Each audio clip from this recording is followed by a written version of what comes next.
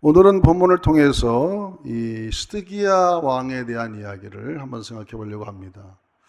사람들이 이사야서나 예레미야서는 잘 읽질 않지요. 그러나 요즘 같이 생명의 삶을 통해서 새벽마다 예레미야서를 묵상하다 보니 아주 긴 책이지만 그 속에서도 한 장 한 장 우리에게 주시는 교훈과 은혜가 많습니다. 오늘 본문의 1절에 보니까 스드기야 왕이 됐다 그렇게 기록하고 있는데 37장 1절을 다시 한번 읽어볼까요? 같이 읽어보겠습니다. 요시아의 아들 스드기야가 여호와김의 아들 고니야의 뒤를 이어 왕이 되었으니 이는 바벨론의 느부갓네살 왕이 그를 유다 땅의 왕으로 삼음이었더라. 요시야라는 왕의 이름이 나옵니다. 여러분, 요시야는 남유다, 솔로몬 이후에 북이스라엘과 남유다로 갈려져서 꼭 우리나라와 상황과 같아요. 북이스라엘은 200년 정도 유지하다가 망했고 남유다는 300여 년을 역사가 이뤄가는데 남유다의 마지막 왕이 스드기야인데 남유다의 20명의 왕 중에 그래도 하나님이 기뻐했던 왕들이 3명이 있습니다. 여호사밧과 히스기야와 또 요시야 이런 사람이죠. 요시야의 아들이 4명이 있었어요.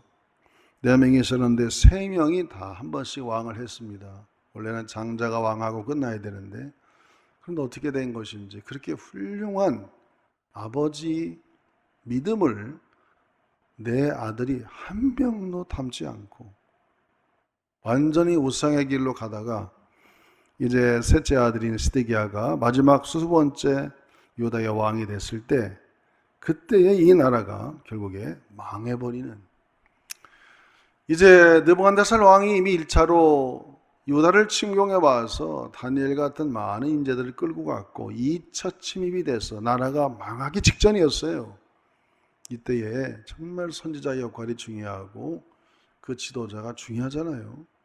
예레미야는 하나님께 기도할 때 항복해라, 갈대아인들에게 하나님께서 이 나라를 맡겼다. 근데 스드기야는 그걸 인정하고 싶지 않은 거예요. 계속 느부갓네살 왕이 자기를 세웠지만은 조카를 물어내고 애굽을 친하게 지나면서 이 남아하는 바벨론을 물리치려고 하는 이런 하나님과의 뜻과는 좀 어긋난 그런 생각을 하고 있었다가 결국에 왕으로 세운 나중에 갈대아인들이 이기게 되자 얼마나 화가 났는지 느부갓네살 왕이 웬만한 나라가 항복하면 그 왕도 좀 지켜주고 보존해 주는데 두 눈을 뽑아서 묶어서 끌고 가는 참 마지막에 비참하게 끝나는 그런 일이 벌어지고 있습니다. 그래서 스드기야를 우리가 마지막 보면서 참 한두 가지 생각을 해보려고 합니다. 스드기야 왕의 신앙 상태는 어떤가? 우리 하나님을 믿는 선민들은 내 영혼이 잘 돼야 범사가 잘 되고 형통한다. 이 말씀이 얼마나 중요한지 몰라요. 따라합시다. 내 영혼이 잘 돼야 된다.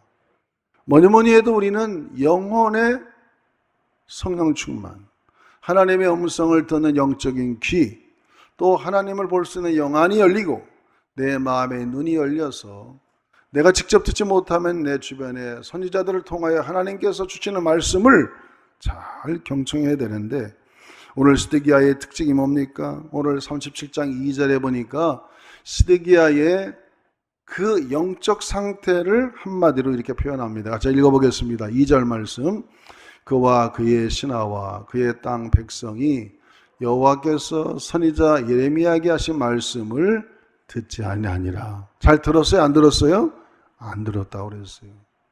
하나님의 말씀을 듣지 않고 자기 생각, 정말 급변하는 국제 정세 속에 꼭 우리나라와 같이 강대국 틈에 끼어 있는 이 이스라엘의 남유다가 어떻게 방향을 잡아야 백성들이 덜 다치고 희생이 적고 나라가 유지되는지를 지금 하나님께 기도하면서 하나님의 계시를 받고 또 선지자들의 도움을 받았더라면 이렇게까지는 안 됐을 텐데 이 스드기야는 하나님의 음성에 귀를 기울이지 않았다 그렇게 말하고 있습니다.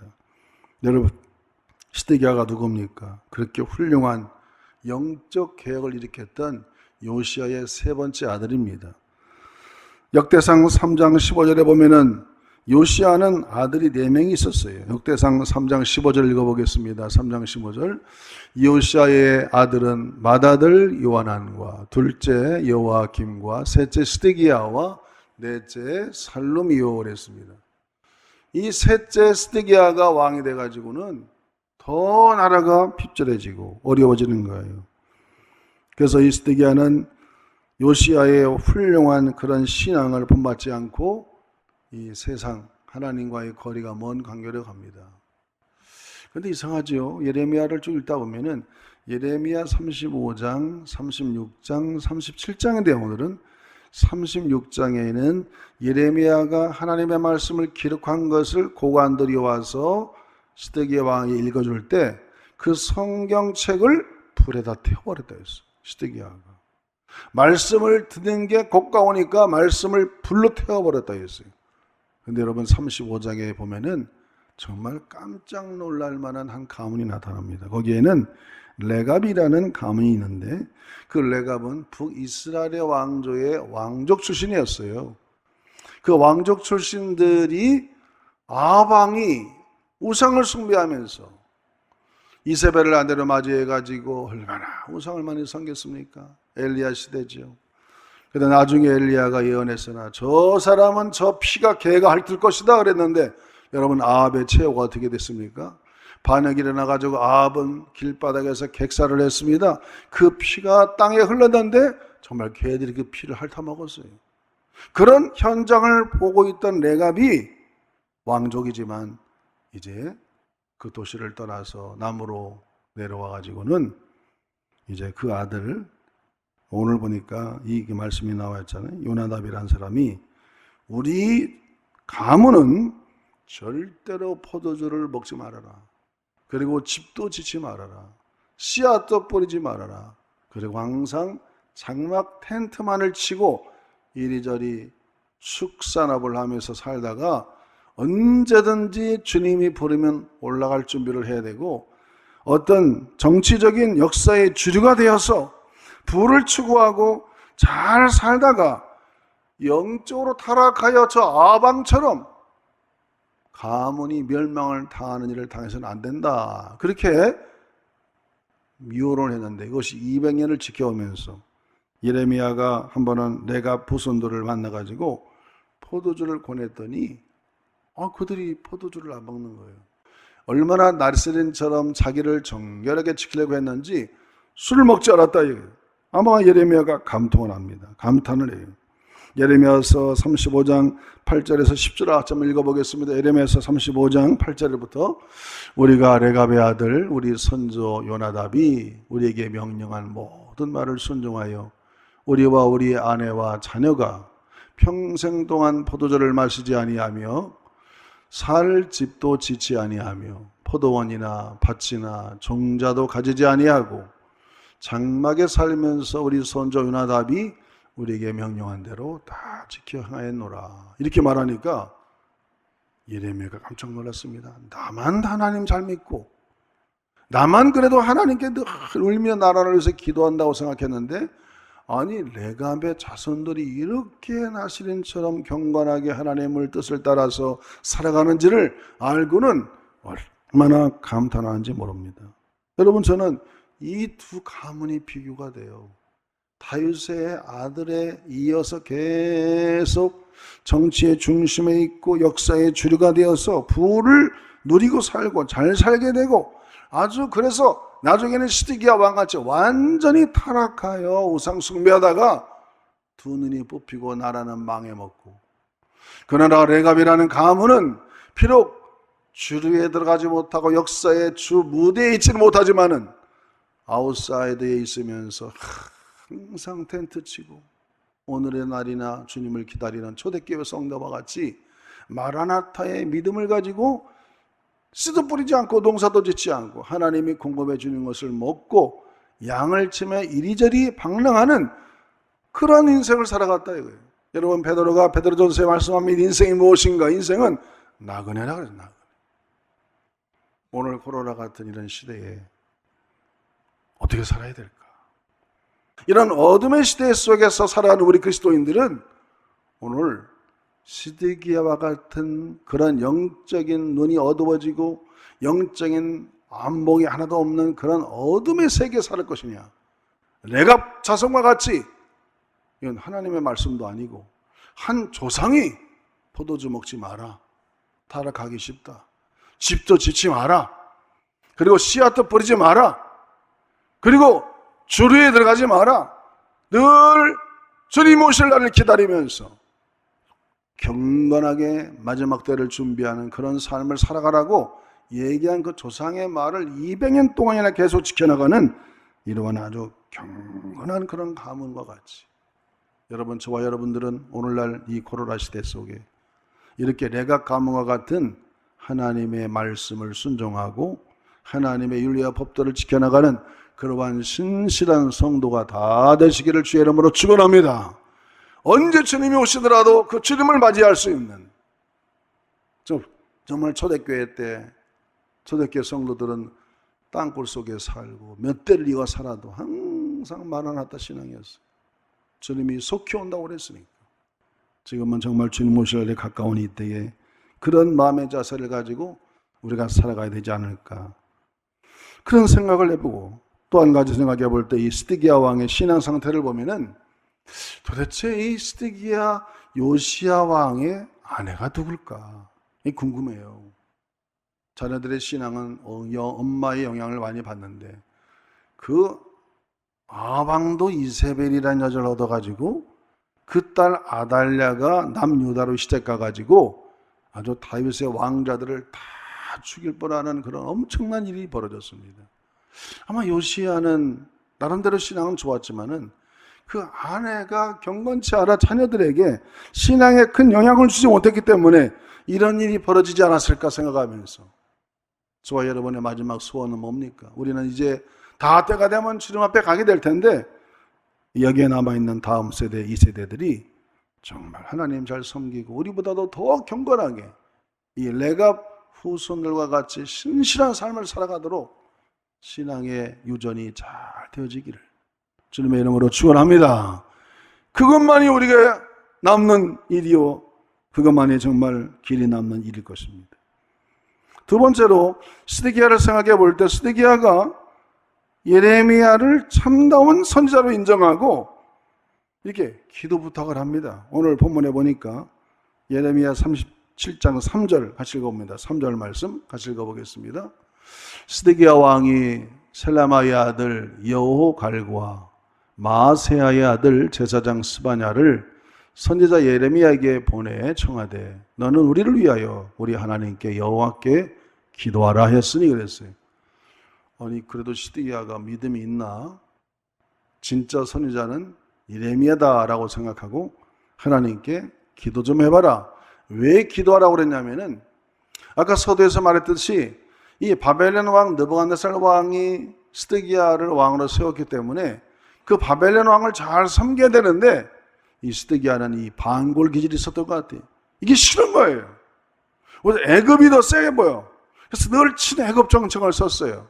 또 애굽도 남하고 있는 바벨론을 차단하기 위해서는 유다를 이용하는 것이죠. 계속 지원하고 막아라 막아라.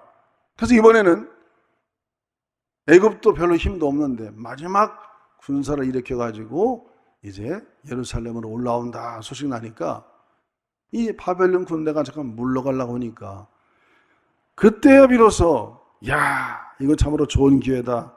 예레미야야, 너 한번 기도해봐. 하나님이 뭐라고 하시는가? 그럼 하나님이 말씀 안 되는데 따를 거야. 그렇고 기도를 해야 될 거 아닙니까? 여러분, 기도라는 것은 내가 원하는 답을 하나님께 얻으려고 하는 게 기도가 아니에요.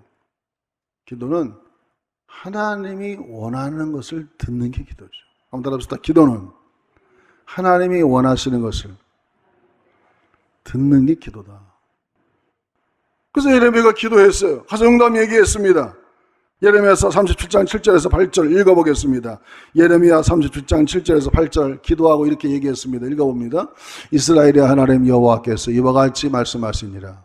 너희를 보내어 내게 구하게 한 유다의 왕에게 아뢰라.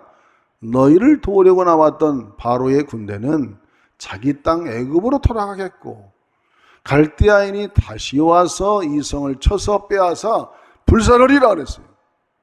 그러니까 이 스드기야가 내가 원하는 답이 안 왔어요. 그랬다고 해서 스드기야를 감옥에 갔죠. 예레미야를 감옥에 가두고 압박을 하고. 여러분, 이런 게 지금 스드기야의 신앙의 상태입니다.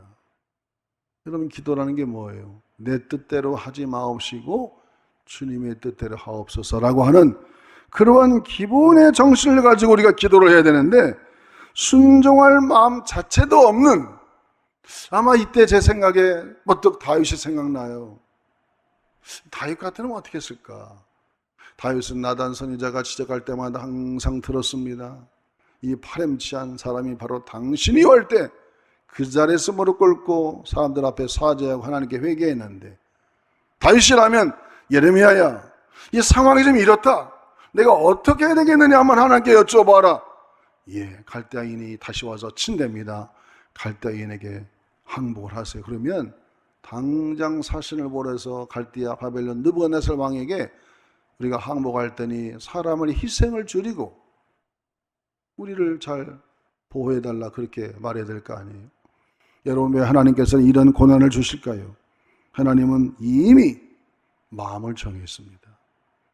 이 유다의 백성들이 모두가 다 하나님을 떠나서 이게 그냥 10년 정도 끌다가 왕조가 유지돼서 계속 가면 좋은데, 이 백성들은 희망이 없어. 기성세대들은 다 하늘나라로 가야겠어. 그리고 70년이 지나서 2세, 3세들이 남은 자가 돼가지고 새롭게 그들로부터 역사를 시작해야만이 내가 택한 이 민족이 살아남을 거다. 이런 하나님의 원대한 플랜이 있어요. 이 하나님의 계획을 여러분 사람의 힘으로 바꿀 수 있겠습니까? 하나님은 아무리 예레미야가 기도해도 이미 이 나라는 갈대아인의 손에 넘어가게 돼 있고, 그래서 그들에게 손을 들어야 최소한의 희생을 줄인다.